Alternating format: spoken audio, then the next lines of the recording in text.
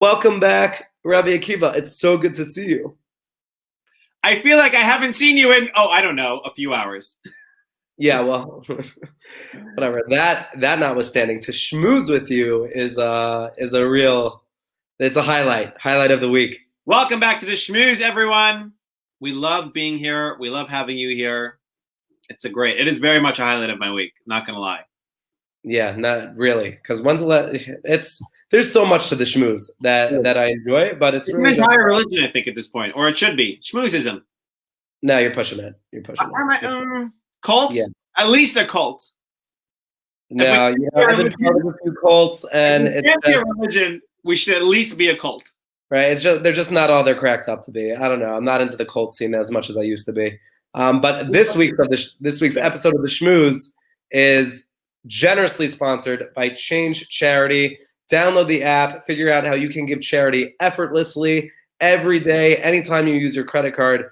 Really unbelievable. And we are going to be hearing from the founder, the chief coder, the CEO, the COO, you name it, he did it. Chezky will be joining us from Israel. It's so good that we finally have two people in the same time zone that's not the same time zone as Akiva. So it's a win across the board. We're not even on the same day. You're on Wednesday. I'm on Tuesday. It's crazy. Yeah. Tell me how Wednesday, works out so I can be ready, when I wake up. I don't know if you heard, before we get into Change Charity, which I'm so excited. I also know Chezky for years. Did you hear that the lottery is up to $320 million? I didn't hear that. Clearly you just never read news, because that's news. I read an entire article about tips on what to do when you win the lottery, like assemble a legal team. What should you take it all in one lump sum, which you should. Apparently you should not spread out over 30 years. How much money gets taken out from tax. This is all very relevant to my life, for when I win the lottery next. As our past listeners know, I have won the lottery before.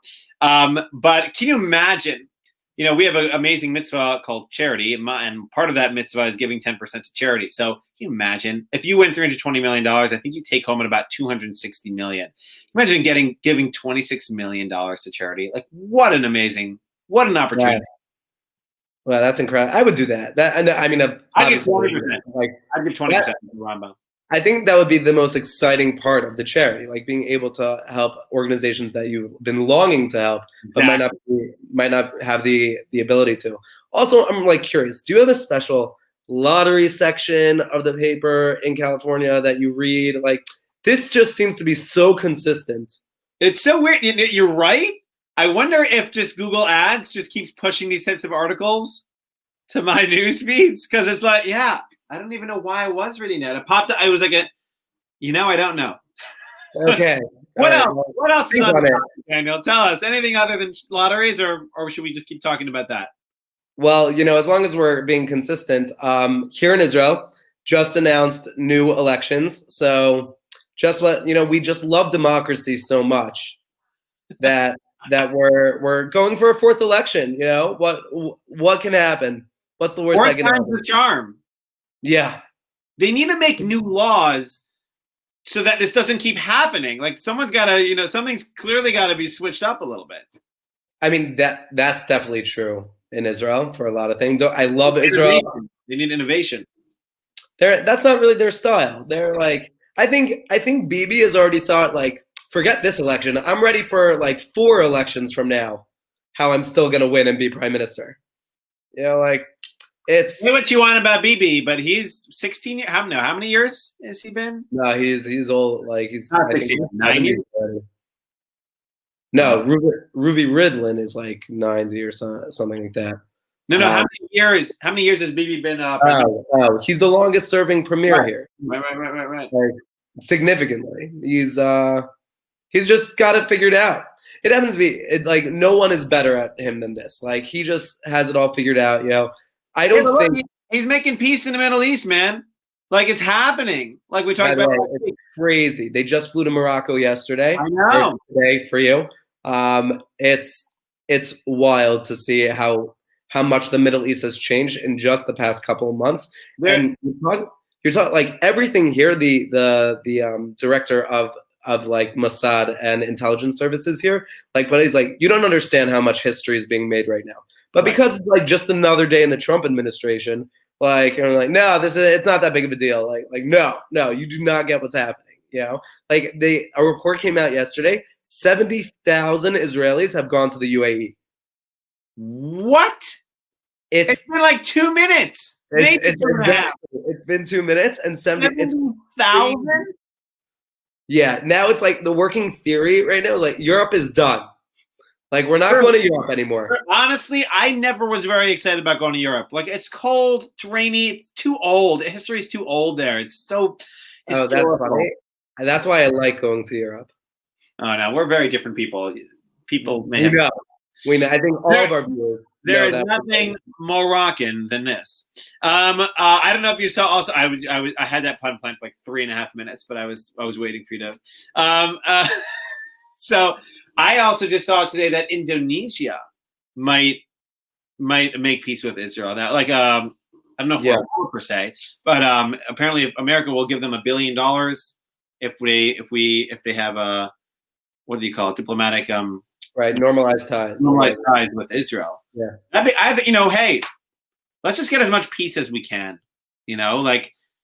Well, I think that's really like I don't know, Rabbi Aryeh Lightstone, who's the chief of staff, Ambassador Friedman, also used to work in NCSY, so it's like funny how where your path leads.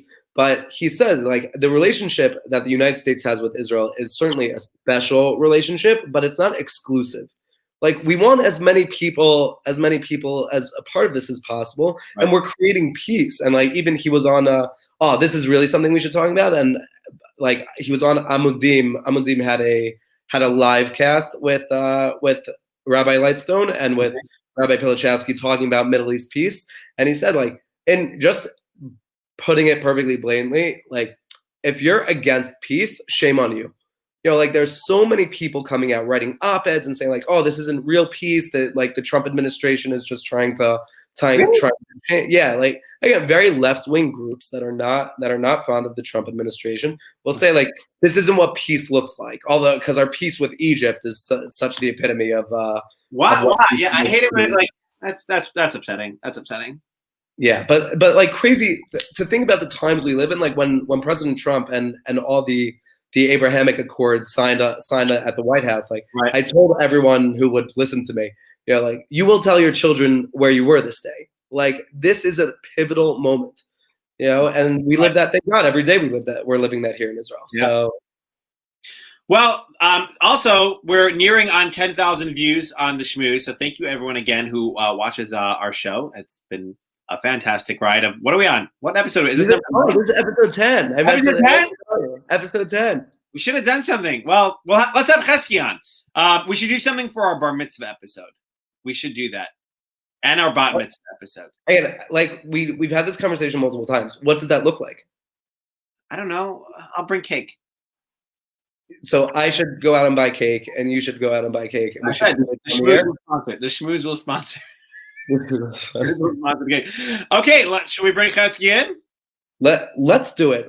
And welcome Chezky Felsen to the Schmooze. We are so excited to have you here, hear about all the ways you're impacting the community. Chezky, Rabbi Akiva told me you live down the block, so I don't know why we didn't do this in person.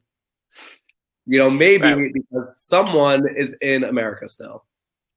Okay. It's not my fault. I literally live here. Okay, it's where I live. You can't blame me for that. Chezky, it's great to have you on the show. Thank you. Thank you very much. Thank you. Thank you for coming on, and thank you, of course, for Change Charity sponsoring this week's episode of the Schmooze. And we have the founder, the inventor, the CEO, the CFO, the COO of I don't know if I got all those titles correct or not. Right, I'll see. Yeah, I feel like I probably messed up some of those. CEO is what is that? Chezky invents everything. You should have stopped when you knew this wasn't going to go. No, Chezky. Right. The only issue is everything is with an E. So right, Chezky invents is good. Anyway, so we can't wait to hear all about Change Charity and to tell our viewers about this app that you created. And from what we were talking about earlier, it sounds like it's been super successful just in a few months that it's been live. Tell us, before we start getting to the app, Where are you from? What do you do? Where did you grow up? Were you always inventing things as a kid? Like, were you making apps at 5 years old? Tell us a little bit about yourself.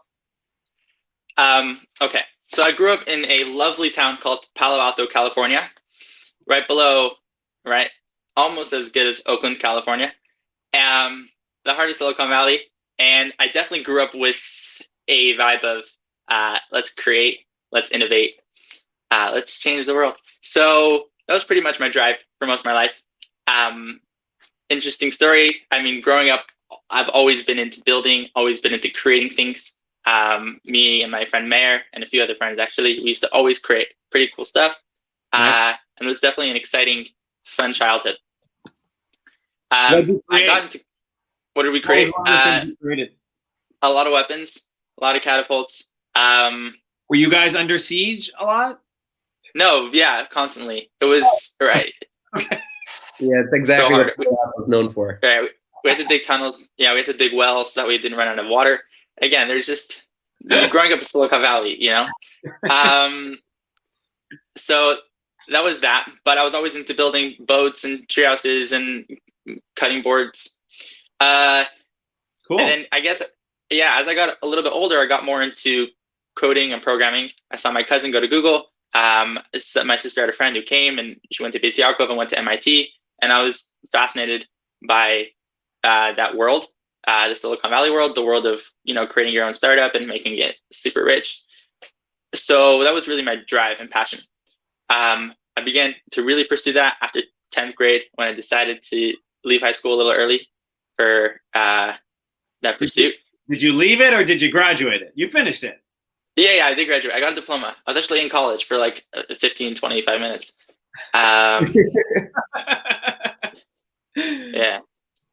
No, I'm not kidding. It was really for 25 minutes. Like, I went to one class, or maybe two classes, and I was like, okay, I don't know if I belong here. Listen, But- the two inventors of Google, who are Jewish, also dropped out of college. So, you know. Right. Right up I there. really went to drop out. That was the goal. Right, so that way you have it on. I get that. Wow, good. Yeah. Chezky, good for you for realizing that so soon in your life. Like, I just need to sign up so I can drop out, whereas everybody signs up and then realizes they need to drop out. Yeah, You it was the plan. Okay. So that was that. And then I was working for a company called Phantom Auto, run by an incredible guy named Shai Maximoff. And he's from guy who lives in the community in Palo Alto, Israeli, very, very nice person, definitely a role model of mine. And I was working there for about a year and a half, 2 years. And then I realized I should probably go to yeshiva in Israel. During my time at Phantom Auto, I had some few side projects. I remember Shai had this cool idea to make a visual search engine. And I worked on that for a bit. It hasn't really gotten anywhere. I'm just sorry, because- I need to stop you. What is a visual search engine? Yeah. So the idea was more of Google gives you back links for stuff. This would be, if I type in the word Akiva Naaman, it shows me all his profiles from social media and a very visual like overview of him. And you know, I kind of scroll down and I see like, you know, oh, this is pretty cool. A lot of pictures, a lot of like, you know, like animated things.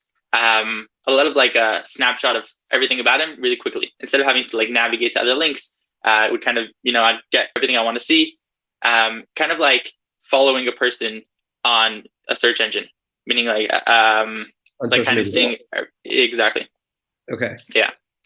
Okay. So I worked on that for a bit and I actually got it to like a pretty cool place, left that. But then I went to Israel and I learned for a year, put aside coding.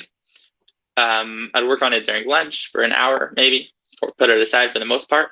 And once I came back, I kind of wanted to work on something that would help people a little more than just another search engine or another social media. So my friend, his name is Yitzi, he had this cool idea to create a company called Change Charity, which would round up your change, donate to charity. I'll be honest, it wasn't my idea. It was definitely his. And he's a very, very good guy. And he had this incredible idea. And so I was very motivated towards it, and I was incredibly passionate about it. Some people in the community offered their help, and together we created this app called Change Charity. And it works for some reason. It's very cool. That's amazing. Yeah. Yeah, so there's a lot I gotta wrap my head around. I also come from a culture where like Silicon Valley's like, hey, let's build something that helps the world or at least makes a lot of money. And then I come from a culture where it's like, you're gonna be the next Lloyd Blankfein. Like for like you're gonna run a bank one day. Like, no, that is not what I want to be doing. But I can definitely appreciate that. What drives, like, is there a big market for 16-year-old coders who are like how are you involved in all these things? How do people find out about you? And how do you build, like, I mean maybe coding's a completely different world, but to go and quit college after like you didn't even finish high school per se, like Chezky, what's going on here? What was the game plan? What goes through your mind when you're making these decisions, and how did you make it happen? I like to think I'm calculated. Okay. Does everyone else agree is the big question. Right. No, that's so what was going through my mind? A little bit of I really believe that there was a huge market for 16-year-old coders. Also, there's a really big idea. Also, you hear it from like Elon Musk and all of these people, like, we don't care if you go to college as long as you know what you're doing.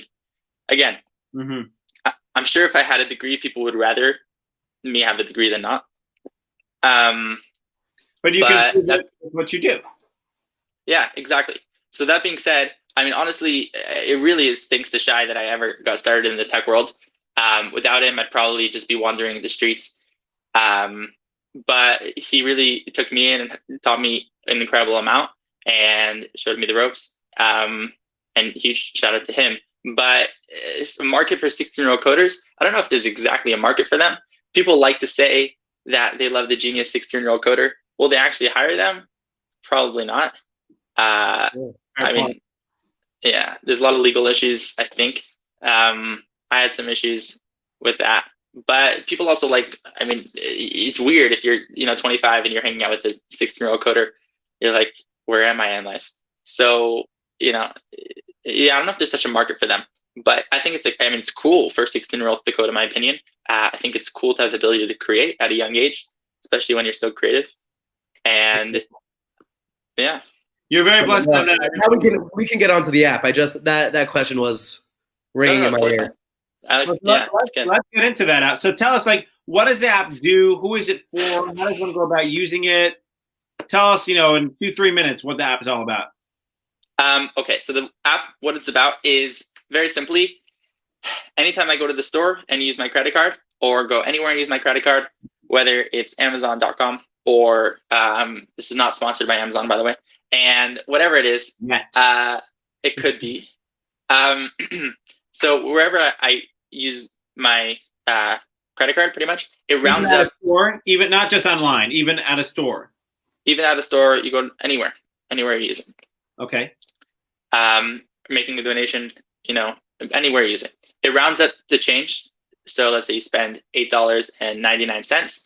It'll round it up to $9 and take that 1 cent and donate it to the charity of your choice. Yeah, it's pretty cool. It works. What do you say? That's amazing.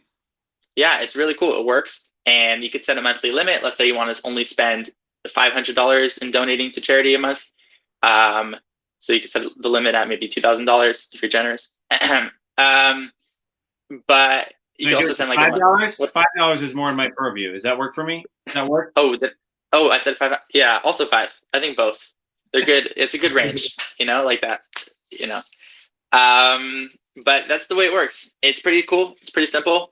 And that's really all it does at the moment. Amazing. Incredible. Daniel. Yeah. Okay. At the moment, is there plans to make this more expansive? What does the future of Change Charity look like? Plans to make it more expansive? I think so. Here's the way Change Charity is structured right now. So I built this cool product. It works. And then as I got to yeshiva, I got less and less not excited about it, but I got less and less motivated to keep pushing out new features. Then an incredible guy named Guy Blonstein came along and was like, Chezky, what are you doing? Let's get this back, up and running. And I was like, yeah, you're right. You're totally right. Also, Akiva's father-in-law is very, big drive behind that also. He really likes it. He thinks it's a great app. And Guy found 2 of his friends, and I'm onboarding them, and they're going to start helping out. and it's pretty cool. So new features, want to create something where like maybe you just want to give $1 a day instead of, you don't know if you don't want to round up your purchases necessarily. You feel comfortable only giving like one credit card, whatever it is. So there's maybe we'll add like, one like $1 a day or like $5 a day, whatever it is. Or maybe Erev Shabbos you want to give extra. There's, a lot of potential for growth. So it's pretty cool. But we'll see what actually ends up getting turned out. We're here with Chezky, again, the founder of Change Charity app, if you're tuning in right now. So this app, it's almost, it's really amazing because it allows you throughout your day. You're buying your Starbucks, right? You're buying your, you're going to Safeway and you're buying your groceries, whatever it is. And every moment you're doing tzedakah, which is, arguably one of the pillars of Judaism. And I love that. Like sometimes I always teach my kids, if you find a penny on the floor, pick it up because you can give it to tzedakah. It's like, oh, what's a penny? Like, right. It's a mitzvah. It's an incredible thing. Like every time you have a cent, it just makes sense. See what I did there? Oh, so that's for Daniel. And Chezky was telling us before, it's only been live for 3 or 4 months, and it's already been generating thousands of dollars for charities of their choice, right? The user gets to pick the charity. Yeah. It's amazing. Really inspiring. I think that's another point, I think, is right now a charity needs to sign up. Let's say MCSY would need to sign up.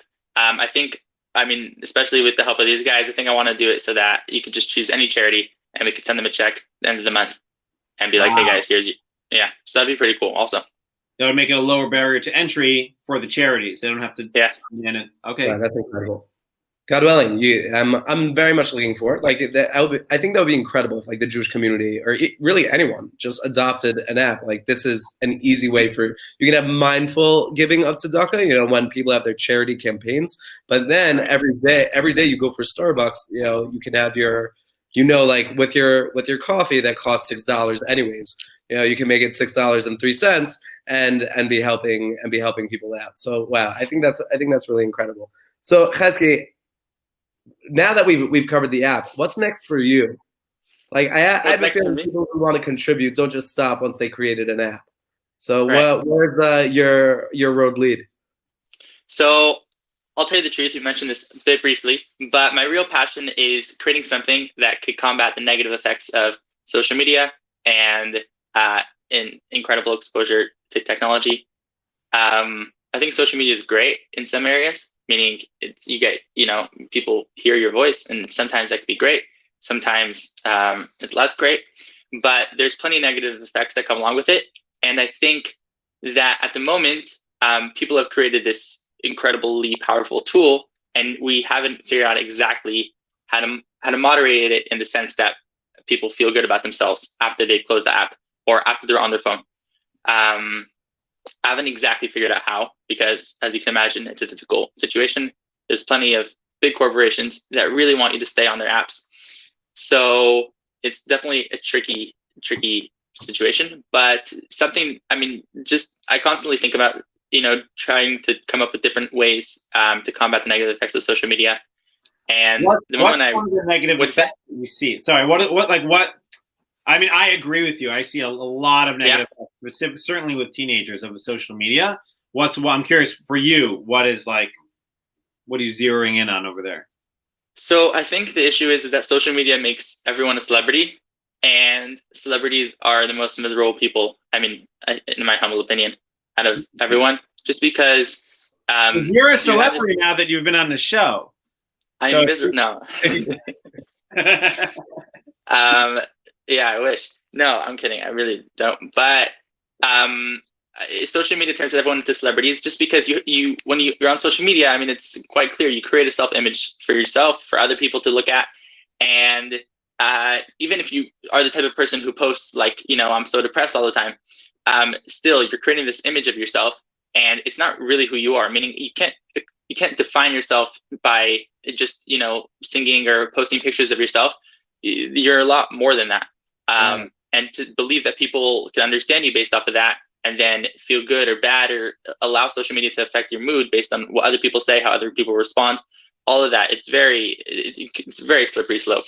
Yeah, I agree with everything you're saying. I think you said it so well. Honestly, you nailed it. Like, you can't, like, we think we've been conditioned almost that, like, oh, here's how you can convey who you are. You know, I find a similar thing with Zoom almost. It's like, oh, well, we're not in person anymore, but like, we can still totally have an in-person experience on Zoom. Like, no, you can't. There's a lot missing. Like, nothing will ever substitute actual friendships in person. We were on last week, Daniel, right, with Donnie Locker on talking about Nagila. We were joking. Sure. Nagila. We were joking about how Nagila's technology is so advanced that you can text without phones, and you can, you know, you're like, what was it? The jokes from our locker was saying, like, in-person communication. We have the backdrop, actual trees. Right. That's really funny. That's good. True. It's a real problem. Right. Yeah. They're going to start having to put on flyers like offering in-person experiences. You know, like the norm is now virtual experiences, which is, it takes away, I don't know. The social media thing bothers me more because it's so time consuming, and you don't feel like, if you pay attention to research done on people after they use social media, they're sad. Like there's an increase in anxiety and depression, you know, and they think, you know what's going to help if I spend more time on social media. Like, and it's actually, they're just constantly feeding the problem. In our first episode, we discussed the no phone, you know, like right. this like fake phone that you carry around to kind of like help you with withdrawal symptoms, you know, that you feel the need to be carrying your phone around with you. It's crazy. Chezky, I wish you a ton of luck, and I'll be the first to sign up for it. I hate social media, but I'm on it way too often. So I think there has to be some sort of balance, because I think social media is here to stay for the next little while, but I think as a society, I guess we'll start to notice. I mean, I think people already have a lot, that it's not so positive, and definitely as people mature, I think they start to realize that. I had social media, I had Instagram, I had Snapchat, I didn't have Facebook, but like, I mean, I know for myself, it really never did I open the app and like spend 10 minutes on Instagram and afterwards be like, oh, I'm so happy I did that. Like, that was a good use of my time. Like, it's not how it works. It's so real. It's like it's like, you know, we started talking, we're going to finish up, but we started talking, we started the conversation talking about weaponry. And Chezky, you're clearly very proficient at knowing what weapons are. And that's what this is. Social media is, we're putting these weapons in billions of people's hands, and we're not teaching them how to use these weapons right. And we now need to build something else to temper this destructive force that's, I think, coming to the world. Chezky, thank you so much for coming on. We are wishing you so much luck and hatzlacha and success with Change Charity and with all your future endeavors. Thanks for coming. Thank you so much. Thank you guys very much. Amazing. Nice talking to you guys. Bye. Awesome. Wow. We probably say that after everybody who comes on the show, but to think Chezky's like 18 and already developed an app that's bringing thousands of dollars for charity, you know, it's. And we have amazing people on this show. You know, that's just what the show's about. More than the show, I was like, when we say Mi Ke'amcha Yisrael, who's like your nation Israel, this is what the Jewish people, you know, he could have continued in for-profit, coding out, he could be coding out the next social media. Instead, he's working on coding, you know, he's coding something to help people with the challenges of social media. Right. That's amazing. Do you know that he created a cryptocurrency, like, just one day for fun? Like, literally. I don't even know what that means. And yeah. I do know what it means, and even more so, it's there are no words. You know, they're just people like this. I think it's also a Silicon Valley thing. It's like, that's your hobby. You know, if only I had hobbies, I would have something to compare it to. But that's like, Schmooze was your hobby. Okay, sure. The Schmooze is my hobby. Really, really incredible. You know, it's one of the things that I just wanted to touch on to think like when we talk about charity and we talk about the powerful things going on in our community.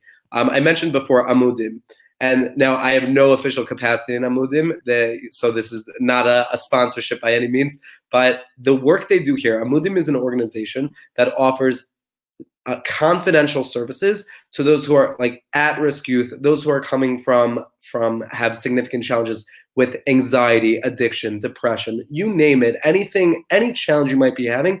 Amudim will arrange for you to have confidential sessions with experts to help you get through a challenge in your life. And I think it's just amazing.